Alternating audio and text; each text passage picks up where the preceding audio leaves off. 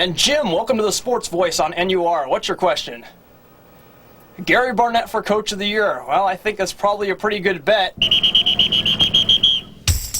man, what's up? Not much. Hey, man, we gonna get down here with this Purple Pride stuff. Yeah. You know what I'm saying? I know exactly what you're saying. Come on. Purple Pride, Yeah. Northwestern Wildcats. Purple Pride, Purple Cats. Northwestern Wildcats. Come on. Purple Pride, Purple Cats. Northwestern Wildcats. Come on.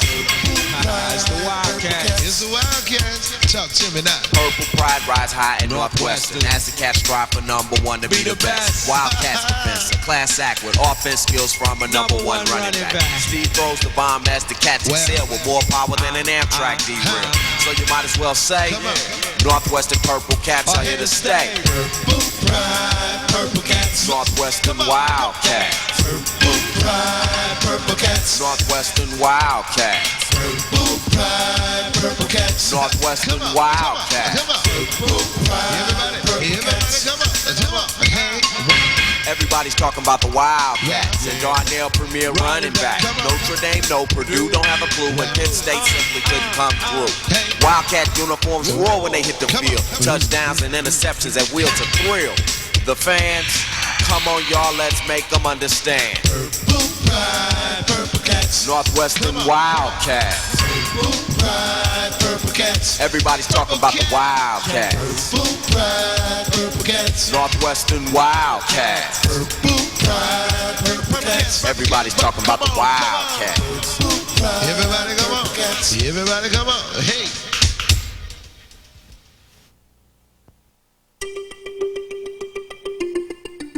Gary Barnett is a man of his word. When he became head coach at Northwestern in 1991, he made a promise to take the purple to Pasadena. When I came up here to watch a basketball game my senior year in high school, he was presenting Lee Gissendaner with the Silver Football Award for being the Big Ten's Player of the Year, presented, I think, by the Sun-Times. And he had said that his mission is to bring the purple to Pasadena. On November 25th, 1995, that promise became reality. For several hours, 16 of the Northwestern players gathered on campus to watch the Ohio State-Michigan game. A Michigan victory meant a Rose Bowl berth for Northwestern. This is a big possession. Michigan highlights were greeted with applause.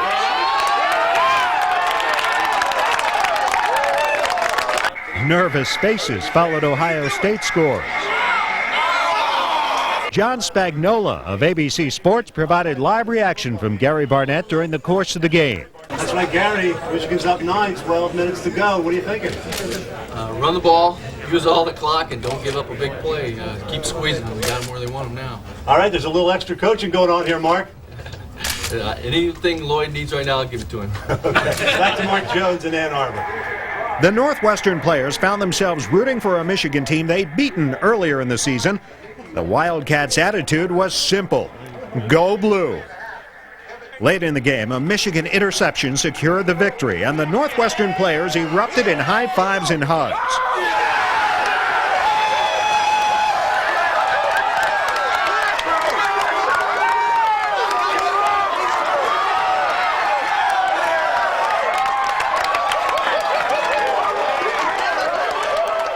The Wildcats were Big Ten champs, not co-champs, outright champions, undefeated in conference play. I want to ask our guys, they want to go to Pasadena. Yeah! The players and their long-suffering fans were California dreaming about going to the Rose Bowl to face Southern Cal. I did think with every winning season that we'd be in a bowl game by now, but for this season to turn out the way it did, you know, it's like a dream come true. This is my first Rose, and you know what? I think I'm going to make it my last and let me go again. I'll never forget this day. It's a feel-good issue, and I think it's probably the feel-good issue of the decade, if not the century. And when you haven't had success for a long time, and all of a sudden it's thrust on you tremendously all at once, it means more. So move over, Dallas Cowboys. There's a new America's team, the Northwestern Wildcats, because America loves a great rags to riches story. 1995 was the year the Wildcats gave new hope to underdogs and long shots everywhere. This is a story that goes far beyond the city limits of Evanston, Illinois. It's a feel-good gift to the nation, just in time for the holidays. Everybody's talking about the Cats. Very special. I think anybody who's ever worn the purple and white at Northwestern has a great sense of satisfaction and pride, if not exhilaration. I've been waiting a long time to do this, wear this Big Ten championship hat, and now I can. Well, it was a remarkable year, totally unexpected by all the college football coaches and fans, and really it's the what I would say the comeback of a century, not just a decade. Those of us who were there during the era of Era Parsegan remember what it was like to win as many games as you lost. But even then, we were very happy with a 500 season, and it was just out of the question to think that the Wildcats would be competing with the Ohio States and the Michigan, and to a certain extent the Wisconsins and the Iowas and the Illinois, all of whom have been to the Rose Bowl since the mid-'80s. I'm boring a lot of people today about Northwestern. Any speech, any meeting I go into, I bring up Northwestern. What they're proving, in other words, is that brain does not interfere with great football performance.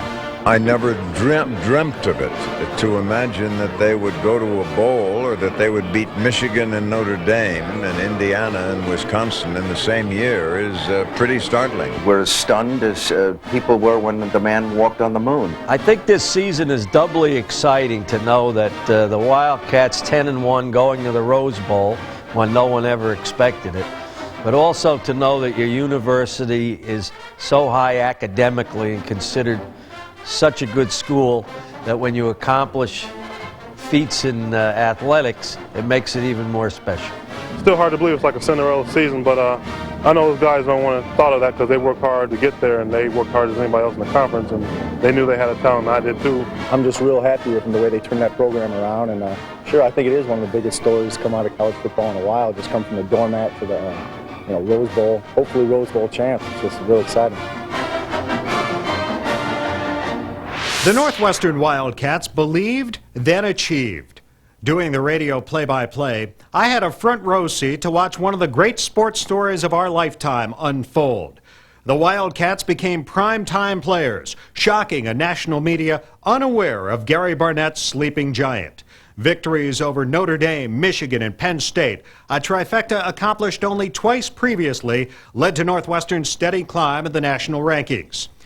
So, cat lovers, get ready to relive all the special moments the Wildcats provided and savor them all as we bring you Taking the Purple to Pasadena.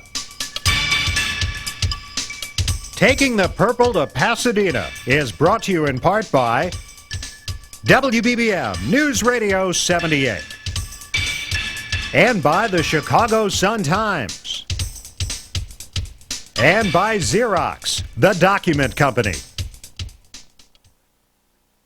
Coach Barnett is on record in the preseason media guide as saying the Wildcats were good enough to have a breakthrough season. Turned out to be the understatement of the year, as the Wildcats proved to be the real deal. During every lift or run, we always break it down at the end when we're all done, and everybody'd be like, Rose Bowl, Rose Bowl. That'd be a little chant going. So, looking back, that was really the start of it, to take us to the Rose Bowl. During the 3-a-day preseason workouts in Camp Kenosha, Wisconsin, two words were on the minds of every Northwestern player: Notre Dame. We kind of had a motto that said belief without evidence, which translates into faith. And then what the Notre Dame game did is it gave us evidence, and it showed us that we could do this. And not only did it show us, it showed a national audience. And it was a great fashion in which to prove that to some people and to ourselves. What I said to them was, after we win this game, I don't want you carrying me across the field. And I said that to let them know that I believed in them as much as I knew they believed in themselves. That's all I was trying to do. On the day that Northwestern shocked the outside world, the Wildcats took the field in South Bend as 27-point underdogs. The Wildcats hadn't beaten the 9th-ranked Irish since 1962. A good omen on Notre Dame's opening drive. Tailback Randy Kinder fumbled the ball at midfield, and Danny Sutter recovered for Northwestern. 4 Darnell Autry running plays gained 42 yards.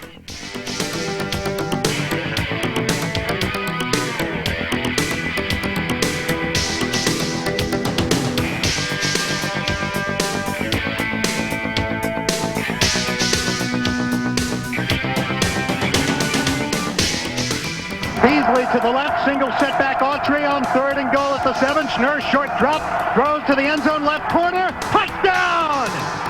Place kicker Sam Valenzizi tied the NU record with his 36th consecutive extra point. 7-0 Northwestern. After a second quarter Notre Dame field goal, the Wildcats drove for 3. Steve Schnurr connecting on a 3rd down play-action pass to fullback Matt Hartle for 17. 5 plays later, Schnurr got good protection and found Brian Musso for a 19-yard pickup to the Notre Dame 21-yard line. On 3rd and 8 from the 19, Schnurr barely missed a diving Dwayne Bates in the corner of the end zone. Sam Valenzizi kicked a 37-yard field goal, increasing the Wildcats' lead to 10-3. The Fighting Irish answered with a 10-play, 74-yard drive. Robert Farmer scored on a 5-yard run. The extra point was wide right, and Northwestern had a 1-point lead, 10-9 at the half. Notre Dame had the ball to open the second half, and on 3rd and 7, defensive tackle Matt Rice sacked Ron Paulus for a 7-yard loss, forcing the Irish to punt. Northwestern then shocked Notre Dame with 2 big plays.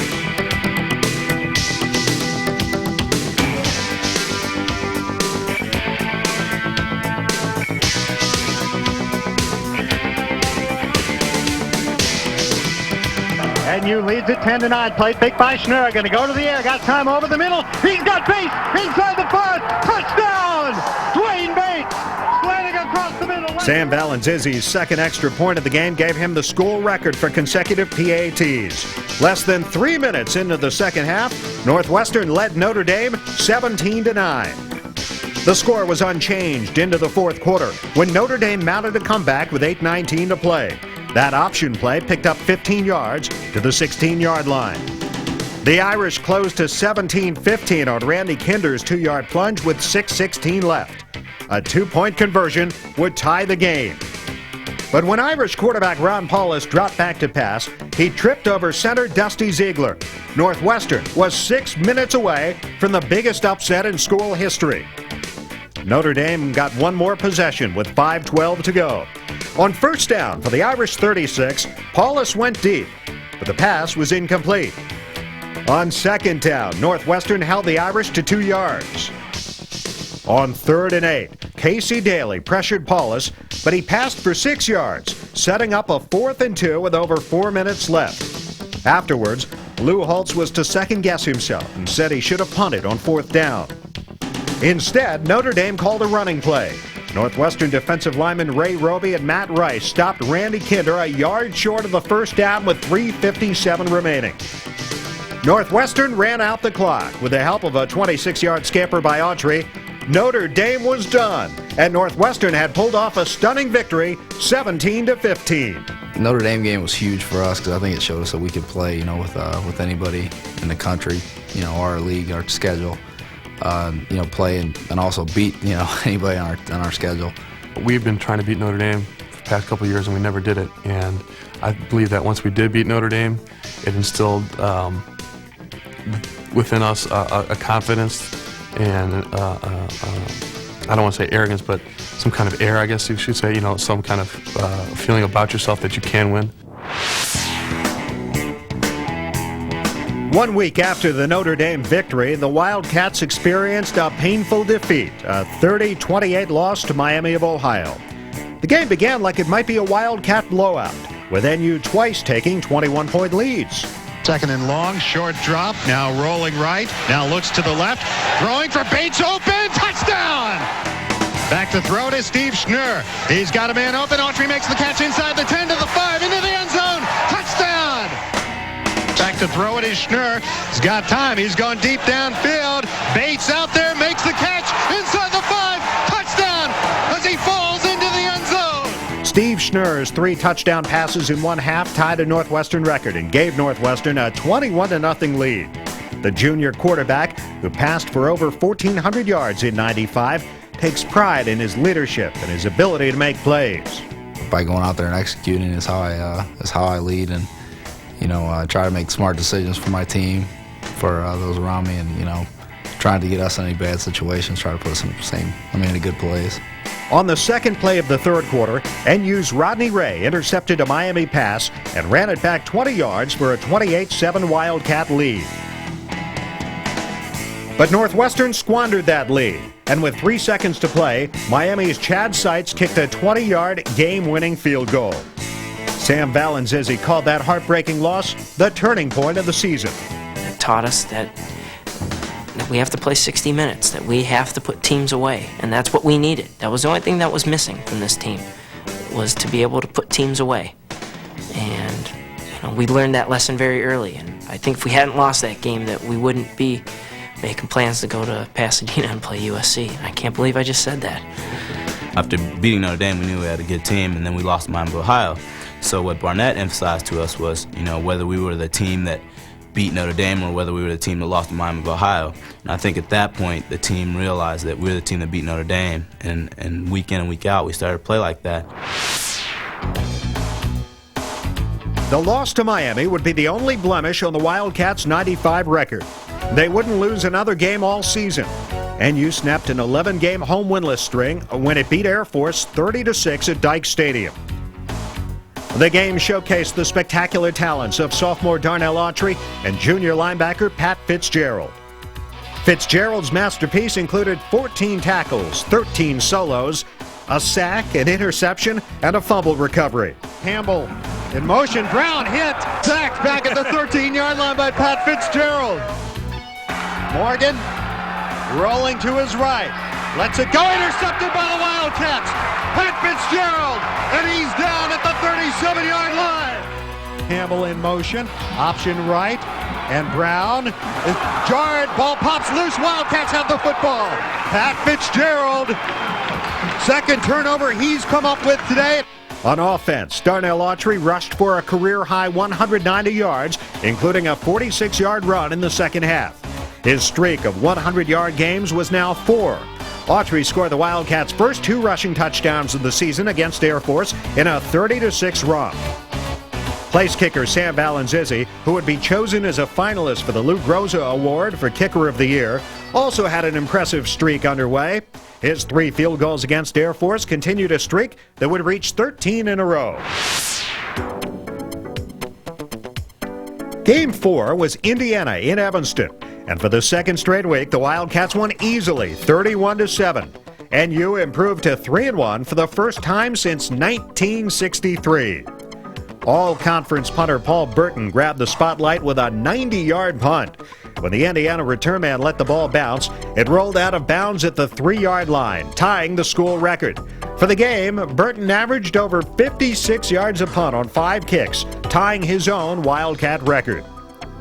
Late in the first quarter, Indiana ball. Hudayfa Ismaili picked off the pass and returned it to the 35-yard line, setting up a 40-yard field goal for the Wildcats.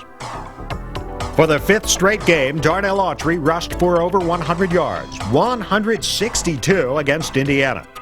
Autry's 42-yard touchdown run with just under 5.5 minutes to go before halftime gave Northwestern its first lead of the game, 10-7. NU opened the third quarter with a 64-yard drive that produced a Valenzizi field goal, 13-7. Northwestern increased its 6-point lead after an 86-yard punt return by Brian Musso.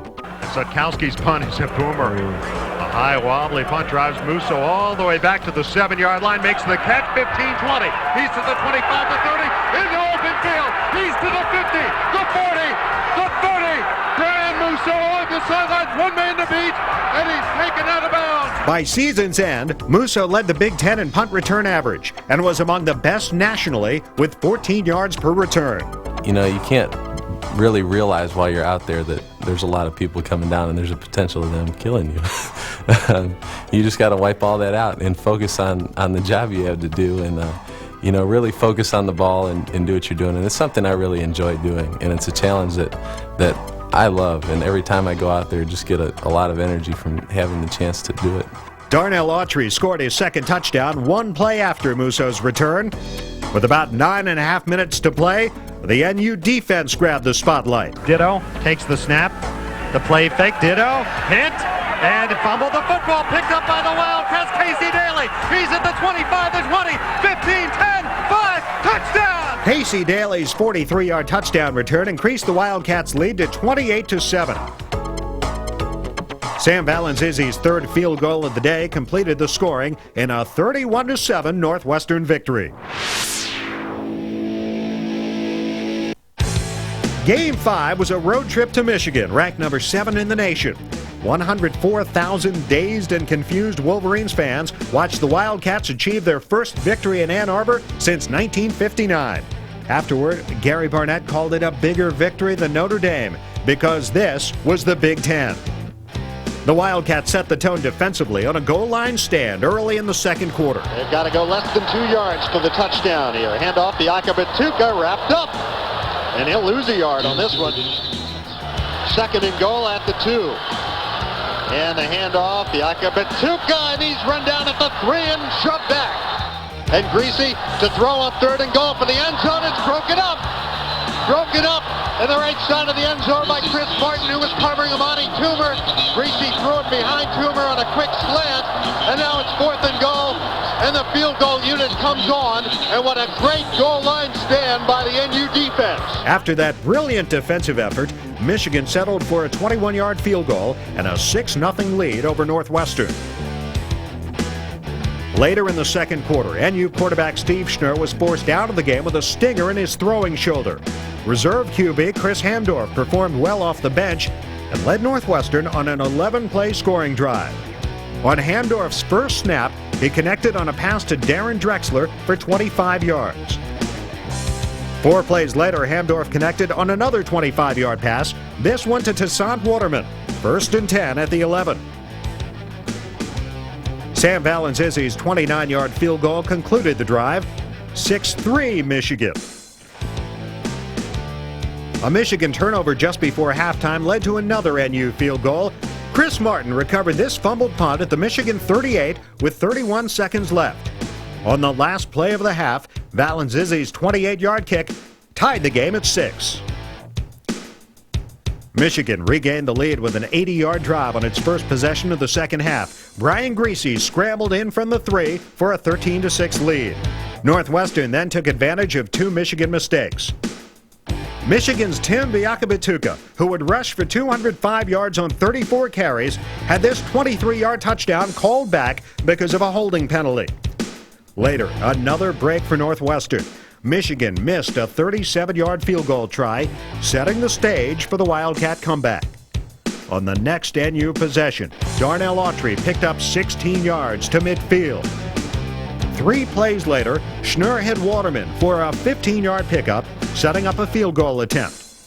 The Cats pulled within 13-9 on a 32-yard Valenzizi field goal. Then, on the second play of the fourth quarter, Brian Greasy, the quarterback, takes the snap. The play fake, he's going to throw it. He throws, it's intercepted by the Wildcats. Back the other way to Northwestern, Eric Collier, and he's out of bounds at the 33 of the Wolverines. The 31, they'll mark it. Eric Collier's first collegiate interception set up the game-winning touchdown. With the game on the line, Northwestern wasn't about to turn conservative in its play calling. Dwayne Bates in motion right to left.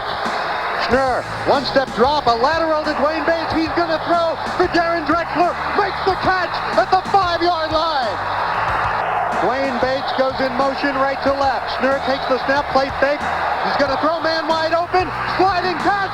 Touchdown, Matt Hartle. Schnur's scoring pass to Matt Hartle gave the Cats a 16-13 lead. The Northwestern defense then forced another turnover. Michigan quarterback Brian Greasy was under pressure and fumbled. Ismaili recovered near midfield. Schnur, the play fake.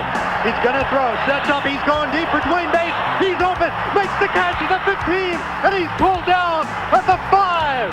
First and goal, Wildcats. Dwayne Bates' 46-yard reception set up Sam Valenzizi's 4th field goal of the game. The Wildcats led 19-13. Michigan's last hope ended with William Bennett's interception with 1:31 to play. Wolverines up to the line. Wildcats show blitz. Here comes Ismaili. Greasy back to throw. He's hit as he throws. It's intercepted. William Bennett intercepts at the 21-yard line. And the Wildcats are going to win Darnell Autry's final carry of the day, a 28-yarder, gave him 112 yards, keeping his streak of 100-yard games alive. It was now 6 straight and counting. First Notre Dame, then Michigan. Beating the Wolverines in Ann Arbor for the first time in 36 years moved Northwestern from giant killer to giant. The 4-1 Wildcats, tied for the lead in the Big Ten, shocked everybody but themselves. The Michigan game provided us with the additional confidence that we needed at that point to go ahead and play everybody in this league straight up. I think going into that game, we thought we were pretty good. And then when we came out of that game, we had a great sense about ourselves as how good we could really be. I didn't try to make it any bigger win than any other game. But everybody else was not letting me do that. Everybody else was like, you guys just beat Michigan, you guys just beat Michigan. And I was getting phone calls and, you know, everybody was excited. I was excited too, but it wasn't as exciting as I thought as the Notre Dame game. Only for the simple fact that Notre Dame was the first game and got us rolling, got us started. After 2 so-called upsets and 2 blowouts, Northwestern found a new way to win against Minnesota, coming from 11 points behind for a 27-17 victory. Northwestern got on the board first. Steve Schnur went long down the right sideline and found Dwayne Bates for a 47-yard pickup. First and goal at the 9. That led to a 20-yard field goal and a 3-0 lead. Early in the second quarter, Minnesota blocked a punt and recovered at the 12, leading to this touchdown and a 14-3 advantage. The Northwestern comeback was aided by the special teams. Paul Burton punted for NU, and Minnesota's Rodney Heath signaled fair catch, then fumbled. Chris Martin recovered for the Wildcats on the Minnesota 18. That led to a Sam Valenzizi 29-yard field goal. The Cats trailed 14-6. The hard-hitting Wildcat defenders then forced another Minnesota turnover. NU's William Bennett stripped the ball, and Eric Collier recovered for the Cats at the Minnesota 32. 3 plays later, Schnur hands it off Autry right side to the 15, to the 10, to the 5, into the end zone, touchdown! 18-yard touchdown run for Darnell Autry. After Autry's touchdown, Steve Schnur passed to Dwayne Bates for the game-tying 2-point conversion, and the game was even at 14. Northwestern turned up the dial on its pass rush in the second half. Linebacker Tim Scharf got a 7-yard sack. 2 plays later, tackle Matt Rice got another sack on 3rd down, forcing Minnesota to punt. The Wildcats then regained the lead with a 9-play, 66-yard drive. A 10-yard screen pass to Autry took the Cats to the 30-yard line. A Minnesota penalty, and this 9-yard gain by Autry gave Northwestern a 2nd and 1 at the 11. 4:05 to go, third quarter. Game tied at 14. Give to Darnell Autry. He's inside the 10, inside the 5, into the end zone, touchdown. Northwestern took the lead for good, 21-14. Later, the Cats' offensive line sprung Autry for another score. Schnur gives to Autry. Right side cuts back left, 30, 35, 40 in open field. The 45, the 50. There he goes, the 35, the 30 angling right. He's at the 15, the 10, the 5, into the end zone. Yes, it is. Touchdown. Darnell Autry's 73-yard run increased the Wildcat lead to 13, and gave him his 7th straight 100-yard rushing game. That tied Mike Adamley's school record. Autry finished with 169 yards on 28 carries. An offensive line that consistently opens holes can make a great back like Autry positively terrifying. The Cats' front 5, led by center Rob Johnson and guard Ryan Padgett, got the job done the entire season. The O-line opened enough holes for Autry to rush for 1,675 yards and become a finalist for the Heisman Trophy. Some of my best friends on the team. They really are. They're a great bunch of guys. They care about me. They ask me all the time about house classes, when you're going to be in a play, we're going to come see you in a play. And they get me, they mess with me all the time. But some of my great best friends on the team. And I have so much faith in them and so much trust in them. And every chance I get, I can give them all the praise in the world. And if I had the money, I'd buy them all a Rolex. But I don't, so what can I say? I think we only allowed 8 sacks all year, which is a great number, probably one of the fewest in Division I. So you know, they had a tremendous year, and they shut down a lot of big-time players this year. After beating Minnesota, the Cats were 5-1, 3-0 in the Big Ten. On October 21st, Northwestern hosted number 24 Wisconsin in front of a sellout homecoming crowd at Dike Stadium. Talk of going to the Rose Bowl grew louder after NU shut out Wisconsin 35-0. Victory number 6 began with a first quarter Wisconsin fumble. On the botched punt return, NU's Shane Graham recovered on the Wisconsin 27. The Wildcats passed up field goal tries and gambled twice on 4th down during the touchdown drive. Steve Schnurr sneaked for a first down at the 6. Later, Schnurr went airborne, leaping for the first score of the game, 7-0 Wildcats. The ball-hawking Wildcat defense came up with another turnover when Chris Martin intercepted a Wisconsin pass and returned it to the 21. That set up a 32-yard field goal by Sam Valenzizi. A 26-yarder just before halftime gave Northwestern a 13-0 lead. Wisconsin remained charitable in the second half. Pat Fitzgerald's hit caused a Badger fumble, and NU's Joe Reif recovered, setting up another Cat score. 3rd and 6 at the 32-yard line. Back to throw to Steve Schnurr. Swings it out. Autry at the 40. 35-30. Hurdles a man. Still on his feet to the 20. The 15. Cuts it back to the inside to the 5. Touchdown! The Wildcat defenders forced yet another Wisconsin turnover. In motion now is London. Neville, play fake. Gonna throw. Here comes Rice. Gets rid of the ball. Intercepted by the Wildcats. Mike Warren. He's at the 45, the 40. Gets a block. He's to the 25, the 20. To the 15, the 10. And pulled down inside the 10-yard line. The defense was making it easy for the offense. Autry scored from 3 yards out, and the score was 26-0 Northwestern. Victory was no longer in doubt. Gary Barnett began playing his reserves, giving freshman running back Lavelle Brown a chance to show his stuff on a 38-yard touchdown run on the second carry of his college career. And Wildcat reserve Chris Rooney preserved the shutout on the final play of the game, stuffing the run for a 2-yard loss. But it was a bittersweet homecoming victory for Northwestern because of the loss of the nation's top-ranked field goal kicker, Sam Valenzizi. His season ended when he blew out his knee while celebrating this kickoff. Valenzizi, one of the NU tri-captains, found it tough to be sidelined during Northwestern's championship run. I'm trying to enjoy it as best I can, and I think I'm doing a good job. But at the same time, to be so close and not be able to play hurts. But I'm very proud of the rest of the guys on this team. It's indescribable how proud I am.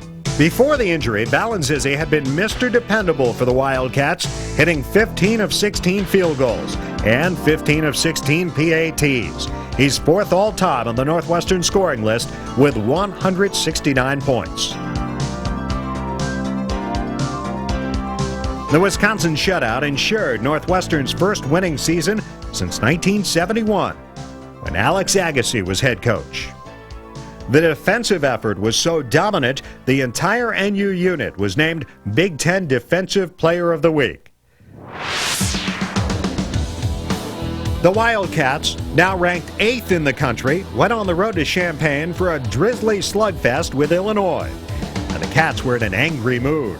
Despite what they'd proven on the field, odds makers rated them as underdogs to Illinois, what one player called blatant disrespect. It took a 4th quarter rally, but the Wildcats recaptured the Sweet Sue Tomahawk Trophy with a 17-14 win over the Fighting Illini. Early in the second quarter, the Illini completed a 97-yard drive to take a 14-0 lead. Northwestern cut that lead to 4 by halftime. On 3rd and 4, Steve Schnurr passed to Brian Musso for 16 yards. One play later, Darnell Autry went off the right side for 14, down to the Illinois 37. The drive stalled, and Brian Goins kicked a 49-yard field goal to cut the Illinois lead to 14-3. After forcing an Illini punt, Northwestern scored on its second straight drive. Schnurr to Dwayne Bates gained 21 to the 46-yard line. Darnell Autry then picked up 12 more, setting up a Northwestern touchdown. Schnur takes the snap, back to throw it here. And he's going deep down the far side for Dwayne Bates, makes the catch! Touchdown! Northwestern trailed by 4, 14-10, with 4:47 to play in the half. Illinois took the ensuing kickoff and drove all the way to the NU 8-yard line before Eric Collier's interception snuffed out the Illini scoring opportunity. The momentum was shifting to Northwestern. The third quarter was scoreless. One Illini drive was stopped on an interception by Rodney Ray. The fourth quarter comeback proved Northwestern was a team with character and determination. Down by 4, the Wildcats took over at the 42 and proceeded to drive for the winning touchdown. Darnell Autry provided much of the yardage, as he did all day, finishing with 159 yards on 41 carries. It was Autry's 9th consecutive 100-yard game, a Northwestern record. Autry carried 9 times on the drive for 37 yards. Quarterback Steve Schnur completed only 8 passes in the game, but the timing of those completions was impeccable.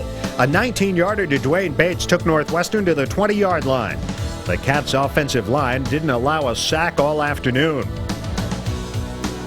A face mask call gave NU first and goal at the 3. On third and goal, Steve Schnur's quarterback sneak was met by a wall of resistance. Fourth down. Up to the line. Matt Hartle in motion. The pitch to Autry. Autry to the goal line. Touchdown! The blocking was perfect, with fullback Matt Hartle hitting his man, guard Justin Shabbat getting a good shot on the linebacker, tight end Darren Drexler flattening Illini star Simeon Rice. That precision blocking allowed Northwestern to take the lead 17-14 with 6:14 left to play. Now it was up to the Wildcats defense to preserve the victory. Illini receiver Jason Dulick, a high school teammate of Steve Schnur, made a 37-yard fingertip catch that gave Illinois a 1st and 10 at the NU 18-yard line with 1:23 to play.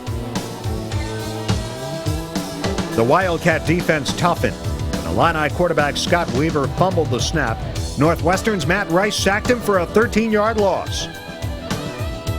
After a holding call went against Illinois, Northwestern wrapped up the victory when safety Eric Collier intercepted in the end zone with 7 seconds left. 3 interceptions in the game improved the Wildcats' giveaway takeaway mark to +19, tops in the nation. The Wildcats had moved up to 6th in the nation, yet they were once again considered underdogs. A national TV audience wondered if Northwestern could complete an improbable hat trick, beating Notre Dame, Michigan, and Penn State in the same season. Coach Gary Barnett chose the Penn State game to honor the memory of Marcel Price, a member of last year's team killed in a shooting accident over the summer in Nashville. All season, the players had worn patches on their jerseys in tribute to Marcel. In an emotional ceremony before the game, Price's parents received a game ball and were surrounded by their late son's teammates.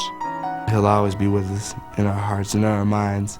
He's a great friend to all of us, and he's very talented. And I'm glad that we got the chance to honor him, and give the game ball to his parents.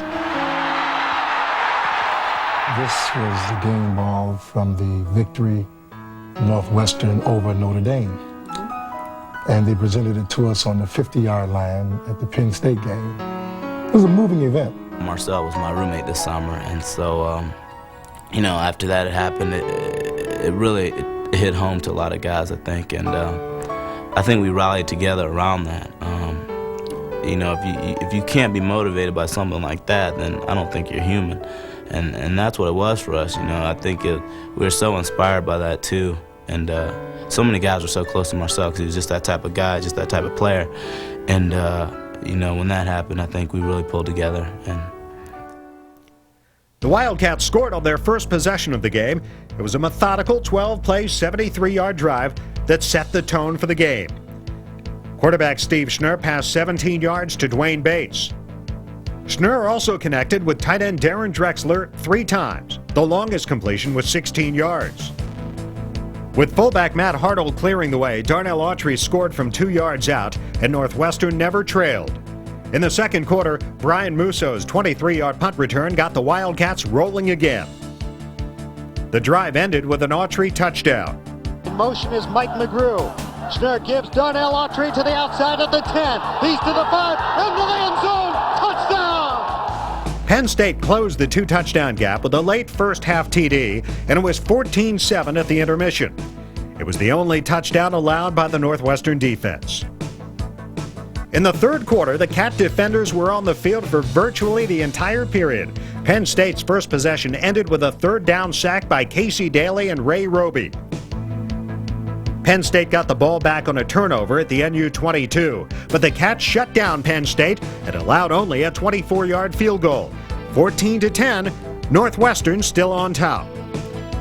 On a later Penn State drive, heavy pressure by Casey Daly forced an incomplete pass.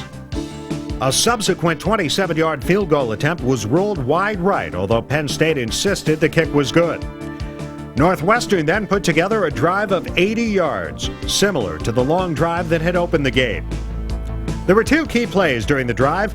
Dave Beasley gained 25 yards on a reverse. At the 23, Schnurr gives it off. Autry hurdles the line. He's to the 20, the outside, the 15, the 10, the 5.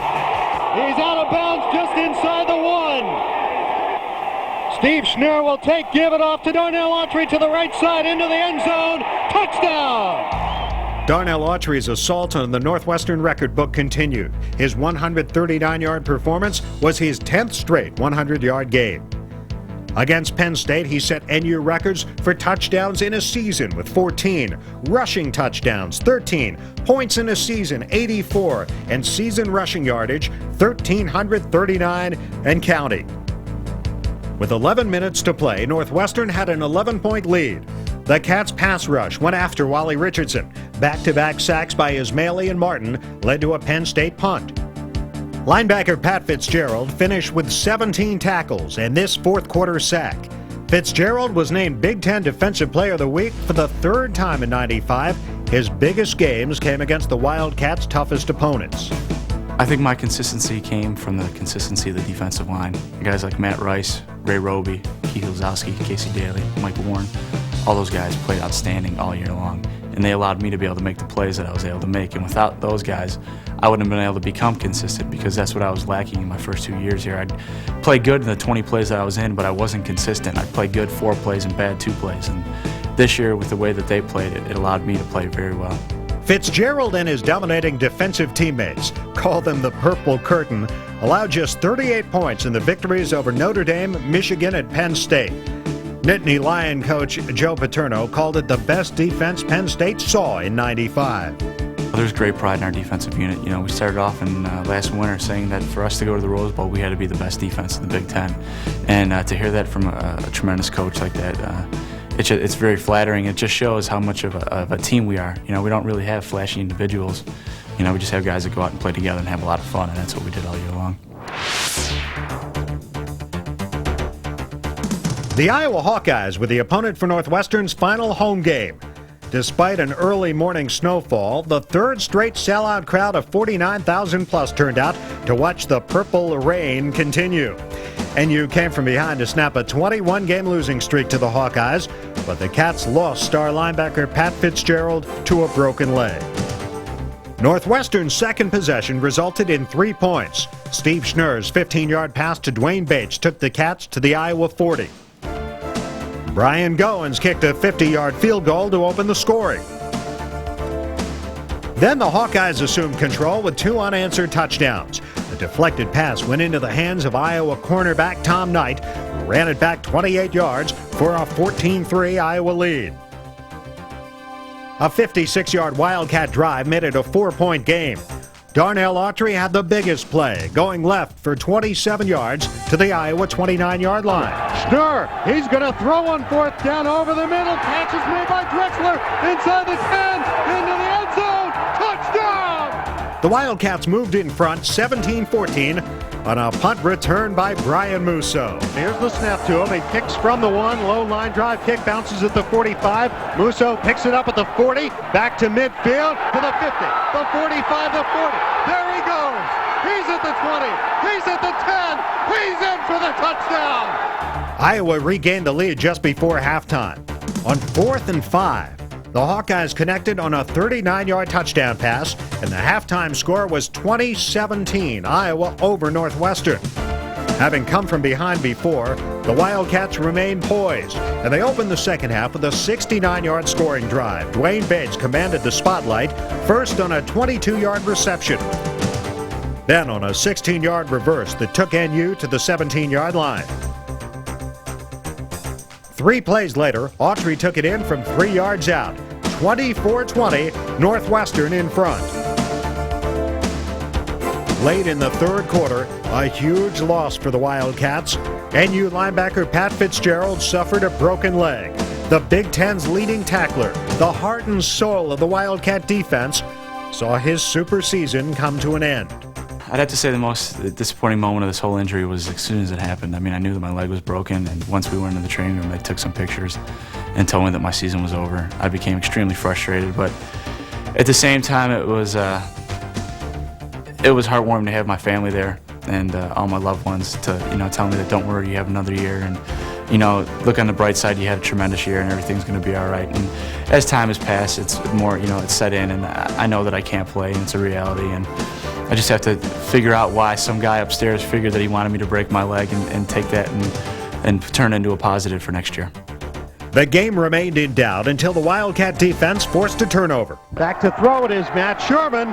Pumps once, now he hits the tight end Price in the left flat. Almost the football, picked up by Ismaili. The 25, the 20, 15, 10, 5, touchdown! The big hit by Rodney Ray and the touchdown by Hudayfa Ismaili clinched a 31-20 victory. Northwestern was 1 win away from at least a share of the Big Ten championship.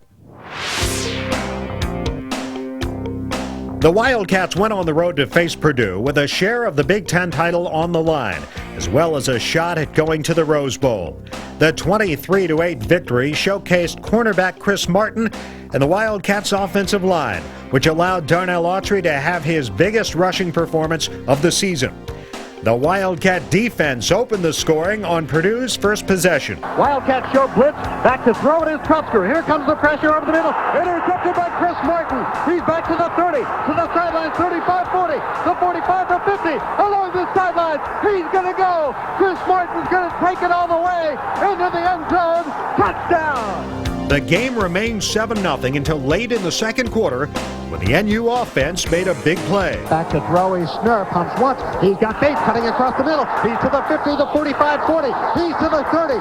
He's to the 15, 10, 5. Touchdown! Purdue drove to the Northwestern 25-yard line before the Cat defense took control. Back-to-back sacks. This one by Ray Roby. And this one by Casey Daly and Eric Collier snuffed out the Purdue threat. 14-0 Wildcats at the half. The second half began like the first, with the NU defense putting points on the board. Here's the snap, it's blocked by the Wildcats. Ball is loose at the 5. It's picked up by the punter Degnan, and he fumbles it in the end zone. It's covered up there by the Wildcats, but it has already been ruled a safety. Once again, Chris Martin produced a big play, blocking the Boilermaker punt, and giving Northwestern a 16-0 lead. Northwestern got the ball right back and gave it to Darnell Autry. Here's the give, Darnell Autry. He's across the 45 to the 50 into open field, still on his feet. The 45, the 40. He's to the 30, far side, the 20, the 15, 10, 5, and he's out of bounds inside the 1.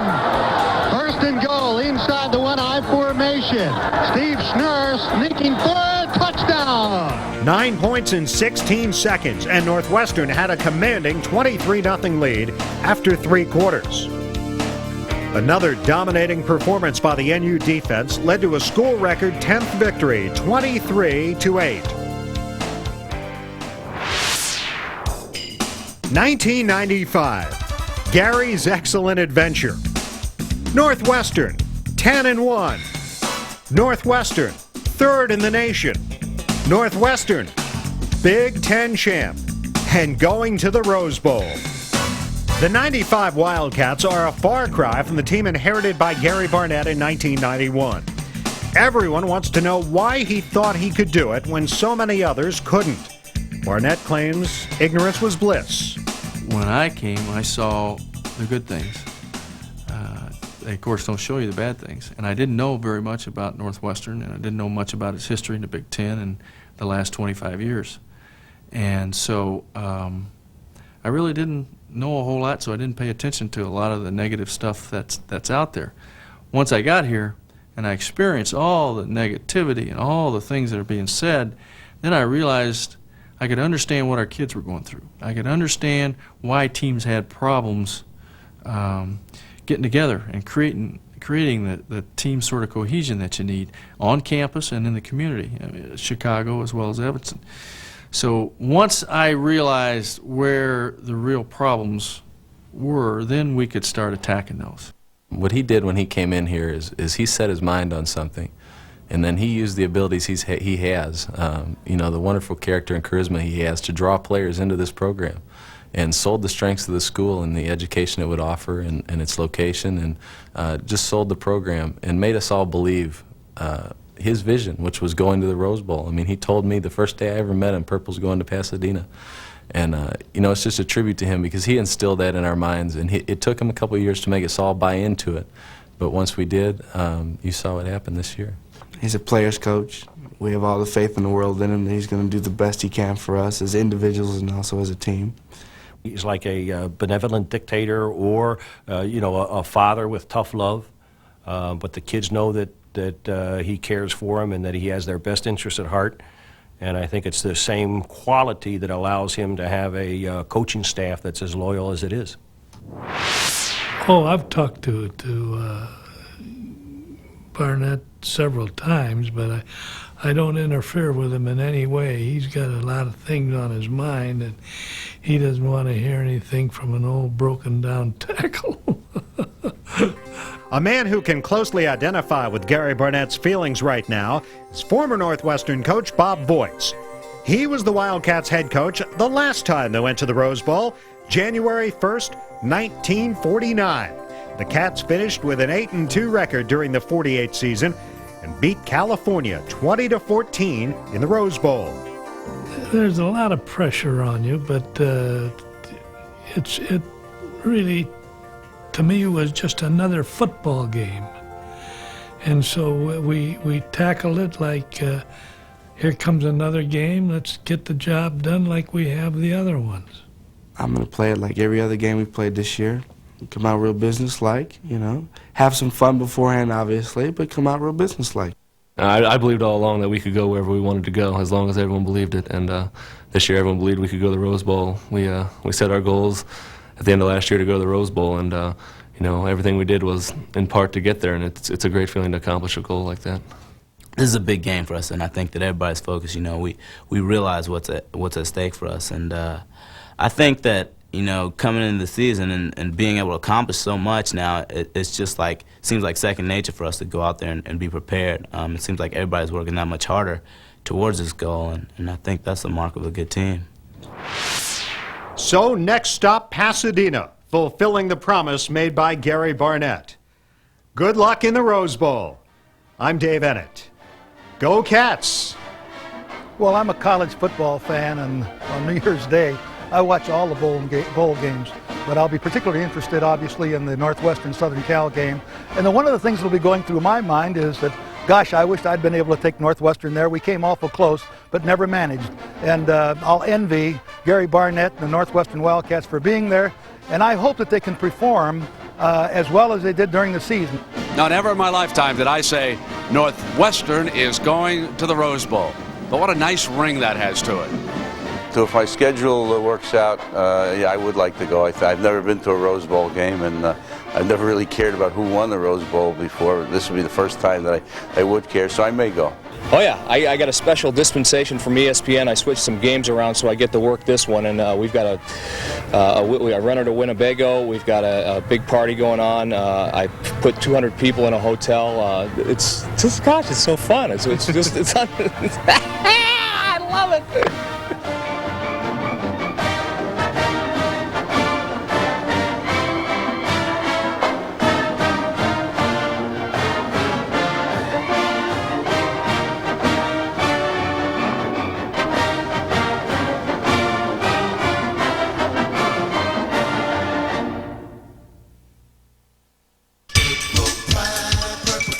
Taking the Purple to Pasadena has been brought to you in part by the Chicago Sun-Times And by Xerox, the document company. And by WBBM News Radio 78. Everybody's talking about the Wildcats and Darnell, their premier running back. Notre Dame, no Purdue, don't have a clue when Penn State simply couldn't come through. What you say? Wildcats, the top is where they're at. Hey, Wildcats, the top is where they're at. Hey, Wildcats uniform roar when they hit the field. Touchdowns and interceptions and wheel to thrill. Watch out for the Cats' defense. Purple pride is evident. Everybody's talking about the Wildcats. Wildcats.